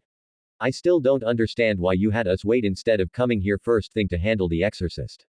Yes, and although EA was a few minutes early and almost threw off my plan, it still went off without a hitch. He had gathered all the limbs and piled them up on a spot in the room before he breathed out some fire and incinerated them. Now, to finish things up, I'd suggest you take your leave. Not much time left before the fallen angels arrive. Kenio felt the spark of the chakra he used and walked up to the blonde and stared up at him. Why can't I feel your chakra right now? She narrowed her eyes as he was still a mystery to them. Nar looked at her inside as he poked her in the forehead. Still not going to tell you, but know that I will tell you at some point. Neo held her forehead as she glared at him, but suddenly he popped into existence a bag of sweets and handed it over. Fine. She then walked away to stand by Rias. Russ glared at him as she folded her arms under her bust. You kept your promise in keeping EA safe, but she eyed the light sword in his hand. What do you plan to do with that? Nar looked at the sword for a second until finding a switch to turn it off. He then sealed it away just like the gun. For now, I'll hold on to it. Might store it somewhere or use it as a flashlight, but better that it is away from you devils. These fallen angels and exorcists seem more wicked than you. So, I'll keep it out of their hands. And what's to stop you from using it on us? Nar put his hands behind his head and gave a foxy grin. As long as you aren't evil, I don't have a reason to. Russ didn't know why, but the way he said this made her want to believe him. After a second, she sighed and nodded. Fine. We will trust you for now. Nar nodded. Well, you guys better get going. Russ nodded as she called out to her peerage. We're leaving everyone. EA turned to Rias in shock. What about Asia? It was Naruto who spoke up. EA, she is still part of the fallen angel group. But I promise that no harm will come to her. A looked to Nar and saw the look of determination in those eyes. The look showed that he would make sure that the promise was fulfilled. He looked to Rias as if pleading for some backup, but saw a look of sadness. I'm sorry, EA, but as she is affiliated with the fallen angels, I cannot bring her with us. But Rias shook her head, showing that this decision was final. EA took a deep breath before giving a hard look to Nar. You better keep her safe. Nar smiled at EA as he nodded. Of course. Asia moved away from Fried who had passed out from the blood loss. She smiled at EA before hugging him. EA hugged her back. I'll see you again. Okay. Asai nodded as she pushed away. Yes, I'm sure we will. Rias smiled at this as her peerage came closer to her and she summoned a magic circle to take them away. A gave one last look to Asai and waved, see ya around. Goodbye, EA. And with that, Rias and her peerage disappeared, leaving Nar, Asia and Fried in the room. Nar nodded as he turned to the passed out man. Right, time to finish up here, Ino. Ino appeared next to Nar in her ninja attire. She had on a black sleeveless mock top and had the part over the top of her and collar bone removed to make it look like she had a strapped tube top. Over it, she wore an open sleeveless purple jacket that stopped under her with her midriff being shown off. A purple waist cape that was over an onyx skirt with a slit that showed off more of her thigh on her left side. And under the skirt was black biker shorts that were missing the left leg. She had black shinobi boots that had armored leather greaves similar to the bracers she had on. Though the right bracer was thicker with a S-Bahn launcher in it using an outfit from Fox Guardian image of it on my DeviantArt page. Head to profile for link to it. Ino went through hand signs before entering Fried's mind. After a few seconds, she came back out and shivered. That guy's mind is twisted. Nar nodded as he felt some of the fallen angels approaching. We better get out of here. They are coming. Ino nodded as she made her way to the exit. She stopped and turned around to smirk at what she saw was about to happen. Asia walked up to Nar and threw herself at him before kissing him on the lips. Nar returned the kiss as he cupped her cheek and breathed in deeply through his nose to take in her scent. After a few seconds, they separated and Nar smiled at her. Better get into position. Asia nodded before walking away and laying on the ground and closing her eyes as if she was knocked out. Naruto smirked at the sight as he spoke. See you soon. And with that, Ino and Nar disappeared from the house in time for a beam of light to appear in the ceiling. Ino and Nar reappeared in their home with the male sighing as he flopped into a seat. Ino though was not happy. She moved over to him and pulled on his ear hard. Ow ow ow. Oh wow. Wow. Wow. Wow. Wow. Ino, that's my ear. Yes. And if you don't want to lose it, you better start explaining. She let go of his ear and saw him rub it to quell the pain. I didn't really have time. Oh, fill you in on all the details, but I am glad you got everything I needed set. Ino put her hands on her hips as she tapped her foot, and you are going to tell me the whole plan right now. Nar brought his hands up in surrender. Okay. Okay. I was going to anyway, but I recently learned the names of a few higher UPS in the fallen angel ranks. I need to have another hat with our guest to see who is running the show. After that, we can inform the devils since I'm sure they know more about it than we do. Ino huffed as she was still waiting for the full run-through about his plan. Excuse me. Nar and Ino paused in their discussion to look to their left. I don't have much to tell you about who was leading the angels. Nar could feel the fear and see the confusion on her and he smiled as he got up from his seat.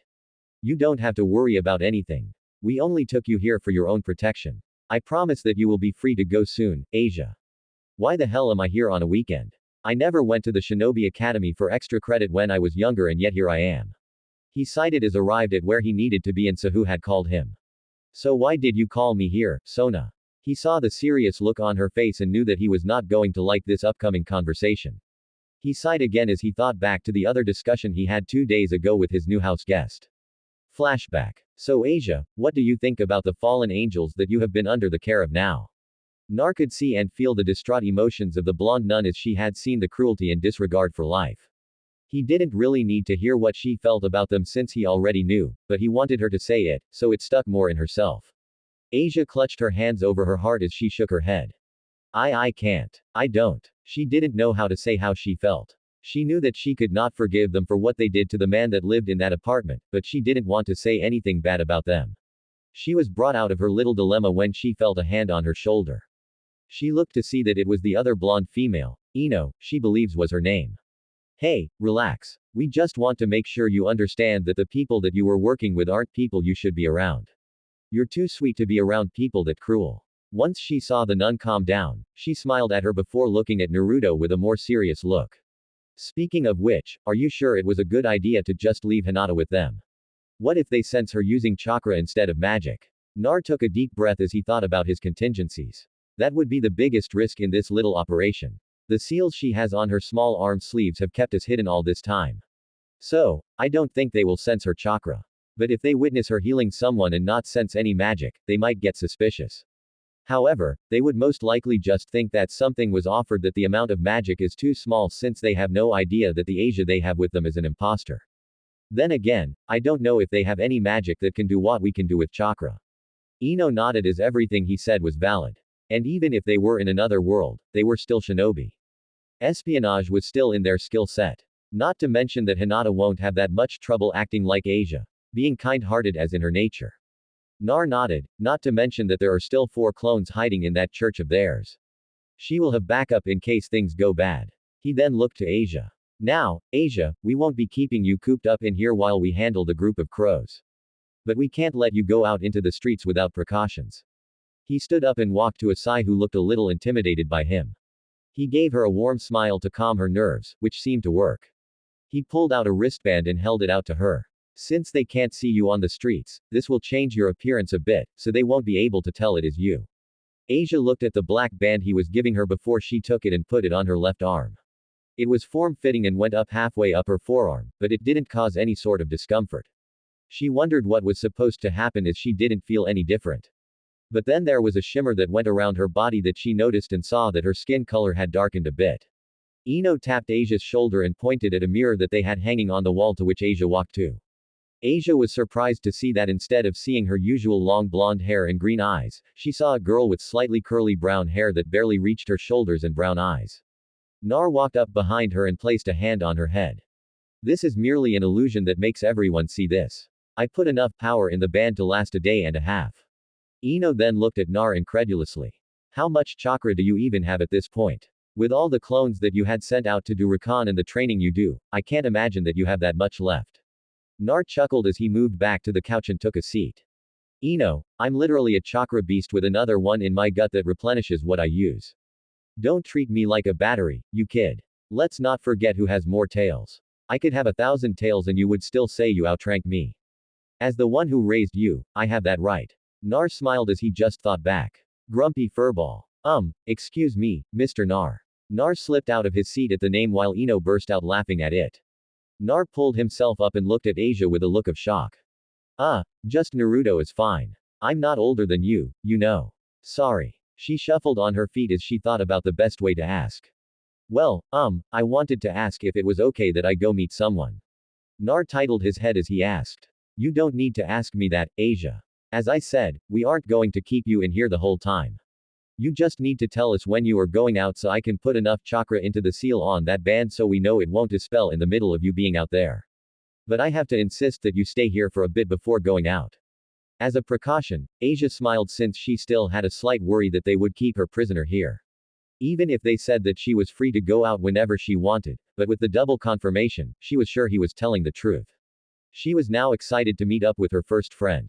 But she felt like she would need to tell them about it since she wanted to tell her friend that she was safe. Flashback end. That was on Friday. And on Saturday when he was out shopping for food, Tsububaki walked up to him and asked for him to meet up with her king at the school on Sunday. Aren't they devils? Shouldn't Sunday be like a bad day for them or something? As he walked into the center of the room where a chair was set for him, he saw that he was surrounded by what he assumed to be her followers. Peerage. He believed they were called Tsububaki Shinra, one of the high-class beauties of the campus according to the male demographic of the school. With how she held herself, Naruto can't help but think that she fits perfectly into the role of Sona's secretary. Momo Hanakai, a nice girl that Naruto had seemed to be very caring about her friends. Ria Kusaka, a very soft-spoken girl from what he has seen that almost reminded him of when Hinata was like that when they were younger. Tomo Muri. This girl was the peppy happy girl of her class. She had hardly ever seen her without a smile on her face or the energy to make those around her smile. Subasora, she was the tomboy of the group as he had seen her get her hands dirty. In PE, her boyish attitude had gained her a fan club among the boys. With them saying that she was spunky, Rurugo Nomura, this girl was the headstrong one of these people. The small amount of time Naruto has seen her, he could tell that she liked to handle things the hard way. The fact that she had her fists clenched and looked ready to throw a punch at him if he moved was a clear sign of that. The last one apart from Sona was Genshiro Saji. This surprised him since he had never seen him hang out with any of the girls here before. Nar could feel the amount of arrogance coming from the guy that almost made him chuckle. If Nar had to guess, Saji thought himself better than him or felt inferior. He wasn't entirely sure which it was. But one thing that did confuse Naruto was why Saji was giving him the stink eye. They had never interacted with each other before, and he was pretty sure that he hadn't done anything to warrant such a look. Naruto finished his examination of the ones in the room before he looked at Sona. Putting on a confident smirk, he crossed his legs and asked, "So, to what do I owe the pleasure of being called here?" He made sure to put in as much of a haughty tone as he could and smiled wider as he got the reaction he wanted from some of them. Most of them tensed at the attitude while Ruriko looked ready to attack and Saji was not far behind, or rather he was ahead. Saji took a step forward as he demanded. Show the proper respect to Sona. I don't know why she would even call someone like you here since you don't have anything to contribute. Saji, that is enough. Saji paused as he looked to see Sona giving him a stern look with Tsununaki doing the same. But President, why would you call for this guy? You can do so much better than adding him to our group. Tsububaki fixed her glasses as she spoke for her king. That is not for you to decide. And for the record, we didn't call him to join us. She looked at her king in her peripheral vision and saw the slight nod.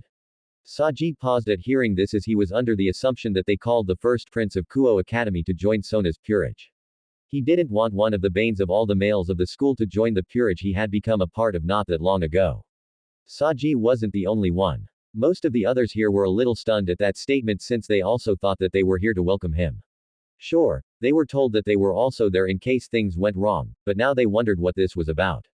Nar couldn't stop the smile on his face from growing at the shocked look on all of their faces. But he dropped it as he leaned forward and gained a serious look on his face. Okay, so what is it that you want from me? I already know that you have your peerage here for security reasons since you don't know anything about me. But I am still vague on the summons. Those who have seen the boy before were again stunned at the seriousness on his face since they haven't seen this kind of look on him. Sona sat up straight as she began. I called you here because I want to know what your intentions are in Kuo. For the amount of time you have been here, you have done nothing to any of the devils that live here. And when we tried to investigate you, we found very little. So I called you here for you to explain yourself. Nar dropped his serious look for a more befuddled one. Really? That's all you want? He looked at the others surrounding him before shrugging. He couldn't fault her for being wary of what he might do or his plans since she had no knowledge of the matter. And the security was something that anyone in charge of something should do in case the guest turned out to be hostile. Well, to answer your question, I don't have anything planned. Seeing Sona continue to stare, he continued. We aren't planning anything against the devils that live here. In fact, if it weren't for the fallen angels, we would have continued to go about our non-existent business and left you devils on your own. Sona stared into his eyes and could not see any sign of deception. But then again, she couldn't really read him. In the last few minutes, his personality changed from the calm, cheerful boy that she had seen around the school to a hardened warrior and then into a nonchalant open book. We cannot be sure that you are telling the truth on the matter. You could have just been biding your time till you found the opportunity to attack us. Biding my time in 4 years. I may be patient, but I'm not that patient. If I wanted to do something to you, I would have done it already. We were able to get into the school without so much trouble. And even when Russ or yourself sent one of yours to follow me, you weren't able to find out anything about me. Not even where I live since I always gave you the slip. He then looked at Momo with a smirk on his face. Better luck next time. Momo was surprised that he knew that it was her that was tracking him down. She had made sure that she hid her presence well, but now it looked like he knew all along. Nar waved his hands dismissively at her shock. Stealth is one thing I am a master at, so I was able to tell when you were following me. That's why I never went home when you did. And if I recall, you enjoyed that little trip to the mall we had a month ago since you found something that you wanted to buy on a deal. Momo blushed in embarrassment at being called out on that. Sona cleared her throat to get back on topic. The fact that you have been deceiving us all this time does not change the fact that you are an unknown in the middle of devil territory. Not to mention that you are not part of any faction that can vouch for you. These details label you as a rogue that we could very well deal with. Sona almost shivered as the nonchalant expression he had immediately shifted into one of cold seriousness. She couldn't help but think that she was poking the sleeping bear, but she could not help herself. He was the puzzle that she had not been able to figure out, and now she had the best opportunity to do so. Tsububaki, on the other hand, began to feel nervous. The ocean blue eyes that he was almost famous for had changed into glaciers that looked like they would freeze you to death. Careful, Sona. You come after us and I will make sure that you lose more than a fight.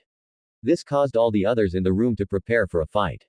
Saji didn't even wait for anything as he brought out his sacred gear and pointed it at the blonde. But the second he blinked, Nar was gone. Are you ready to die? In the middle of a simple discussion, everyone turned to Saji to see Nar standing behind him with a finger pointing at the back of their fellow devil's head. They didn't even see him move from the chair. Saji felt sweat fall down his neck as he still had his arms stretched out and wouldn't be able to counter in this position. He gulped as he hoped that his fellow Peerage members would be able to drive him back so he could get some distance. Everyone stand down. Sona's Peerage looked to their king to see that she hadn't moved from her spot. Sona looked at Naruto and asked, would you please let him go? She narrowed her eyes, not in a threatening manner, but in a calculative one. She hadn't sensed any buildup of energy from him to allow such movement. She focused her senses on him again and blinked only to see him back in his seat. He must be suppressing his energy, but how is he able to do so without me sensing it? At this range, I should be able to detect at least a sliver of it. Nar dropped his serious look and smiled at Sona. Well, now that we got past your little test, you knew that I wasn't serious. I didn't sense any malice coming from you. Based on what I know about you, you don't like unknowns. And from the intrigue you show, you probably think of me like a riddle or something. Sona was really starting to like this little battle of wits. From the start, it looked like she had the upper hand on him, but he seemed to be taking it all in stride and was ready for anything. You fascinate me more and more, Uzumaki. I aim to please. Sona then chose to stand up from her seat and move around her desk to stand right in front of him. Despite my interest, you are still a potential threat to both me and Rias. I know about your minute amount of hostility towards Russ, and this can be seen as an issue. Nar stood up from his chair to respond in kind. My beef with her is her own fault. Because of her, EA was brought into a war that he shouldn't be a part of. Not to mention that her poor handling of the situation caused fatal injury to him. Sona nodded. I agree that the situation could have been handled more delicately, but she was able to save his life. And in return, he has to serve her. Yes, but he is not her slave. She will not put him in a situation that would put him in harm's way. She would stand in front of her Peerage to protect them if she had the opportunity to. So sure that she would do this for them. I've known her most of my life. I would be a poor friend if I didn't know her. The two stared at each other as if waiting for the next to make a move while Sona's peerage grew nervous at the close proximity Naruto had to their king. With the speed he showed, they knew that they wouldn't be able to stop him if he attacked Sona, but they were keeping a close eye for any movement that would signify him doing something. Sona smiled as she took a step back. You really are interesting, Uzumaki.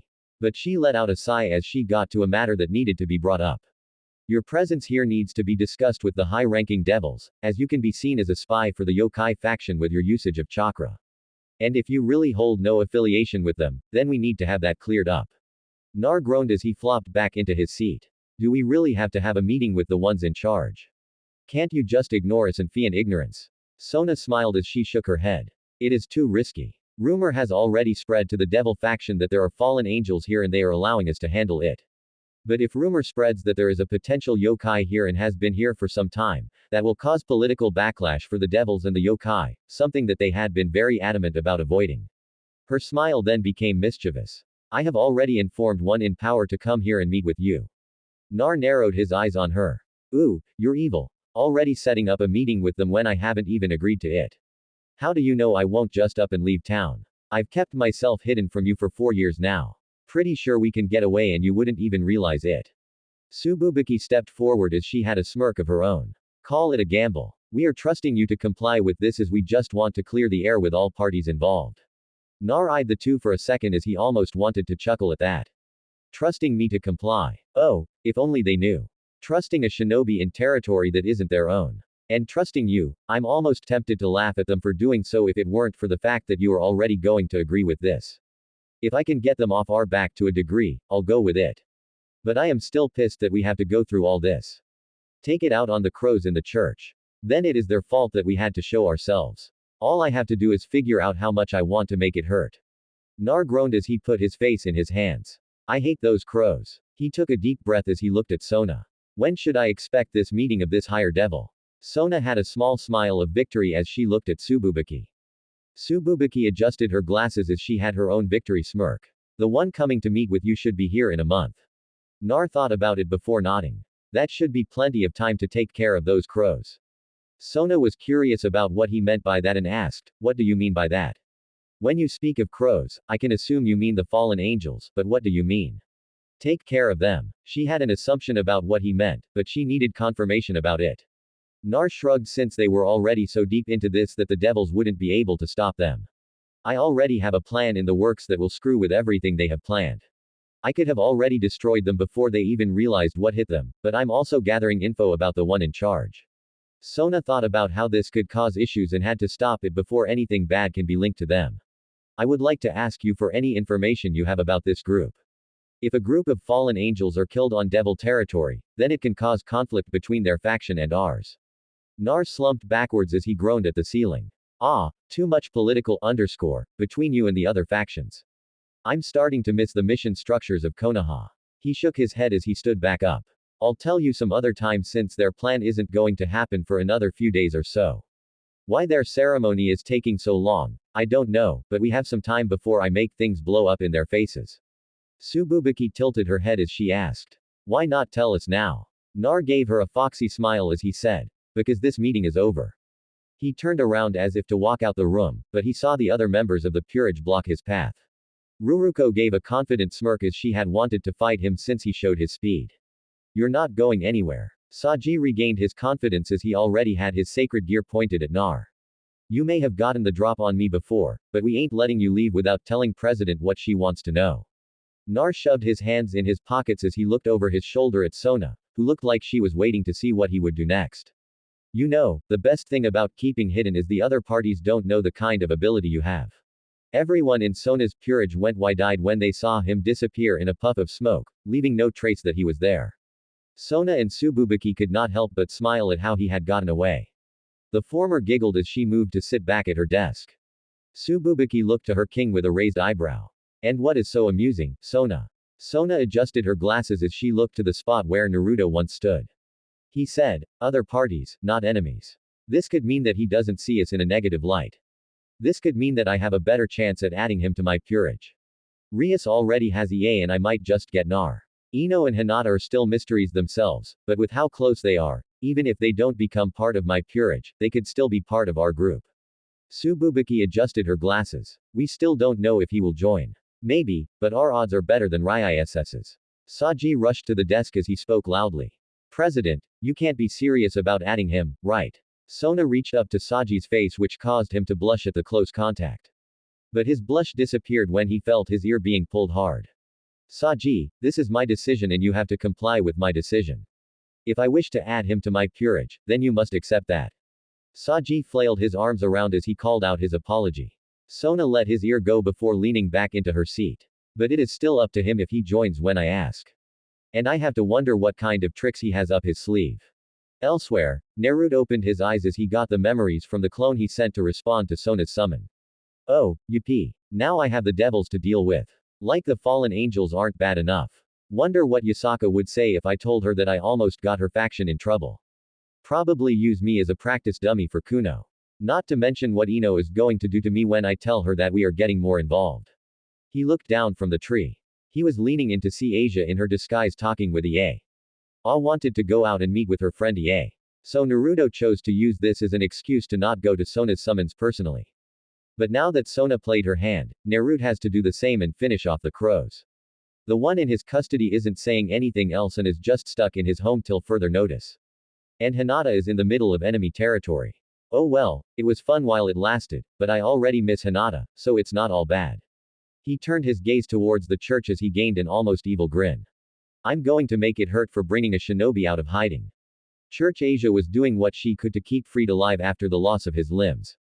What the do you think you're doing? Do your job and fix me. Fried swung his only remaining limb and hit her across the face and sent her sprawling. Useless, this is all that devil's fault. I'll kill him. I'll rip his wings off and eat them deep fried. Asia got to her feet as tears fell from her eyes. I would suggest you shut up. You're lucky to even be alive. Fried looked to the voice to see Rainer standing behind Asia. I'm going to as much as I want. Rainer sighed as she turned around and spoke to Asia. Leave him there to die. If he is just going to be in about this, he doesn't deserve to be healed.